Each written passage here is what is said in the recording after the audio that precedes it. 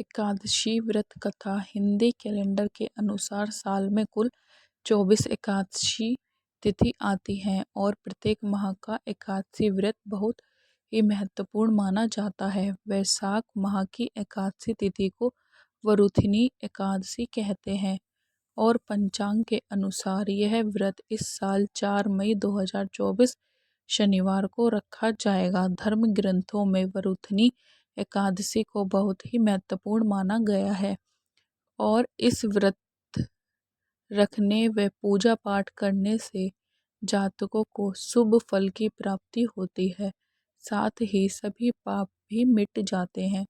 पौराणिक कथा के अनुसार एक बार युधिष्ठिर ने भगवान श्री कृष्ण से वरुथिनी एकादशी व्रत के महत्व के बारे में पूछा। तब श्री कृष्ण ने कहा कि वरुथिनी एकादशी का बहुत ही फलदायी होता है और जो व्यक्ति इस व्रत को रखता है उसे पुण्य फल की प्राप्ति होती है। श्री कृष्ण ने युधिष्ठिर को इस व्रत से जुड़ी कथा सुनाई। नर्मदा नदी के तट पर राजा मांधाता धर्मात्मा पुरुष थे।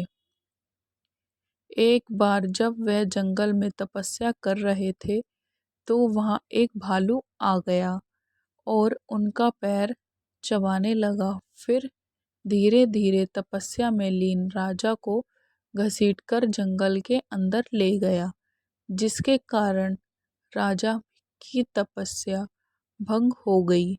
इस बीच राजा काफी घायल भी हो गए। तब उन्होंने मन ही मन भगवान श्री हरि विष्णु का ध्यान किया और अपने प्राणों की रक्षा के लिए उनसे प्रार्थना की। भगवान विष्णु ने अपने भक्त की प्रार्थना को स्वीकार किया और जंगल में भालू के सामने प्रकट होकर अपने चक्र से उसे मार गिराया।